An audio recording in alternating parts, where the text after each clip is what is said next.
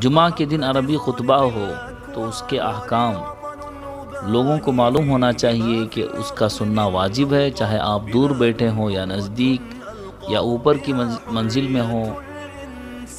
خطبے کے دوران بات چیت کرنا، کھانا پینا، چلنا پھرنا، سلام کا جواب دینا یا تسبیح پڑھنا یا نماز پڑھنا، یہ سب چیزیں منع ہیں۔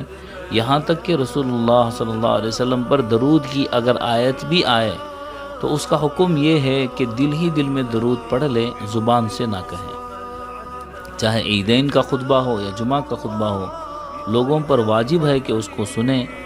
جو اس کو نہ سنے گا اس پر جو ہے واجب کے چھوڑنے کا جان بوجھ کر اس پر جو ہے گناہ ہوگا۔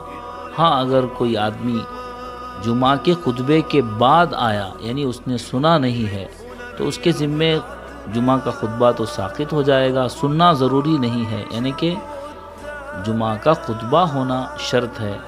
ہاں، اگر موجود ہوں تو اس وقت غور سے سننا چاہیے۔ سنت یا نفل یا کوئی اور ذکر یا سلام، یہ تمام چیزیں خطبے کے دوران منع ہے۔ دوران جمعہ جب عربی خطبہ ہو رہا ہو اس وقت کوئی سنت یا نفل نماز نہیں ہے۔ اگر اس نے سنت نہیں پڑھی ہے تو وقفہ جہاں دیا جاتا ہے اس میں نماز پڑھ لیں سنت، اگر نہیں دیا جاتا ہے تو بعد میں پڑھیں، لیکن دوران خطبہ جب عربی خطبہ ہو رہا ہو اس وقت کوئی نماز نہیں ہے۔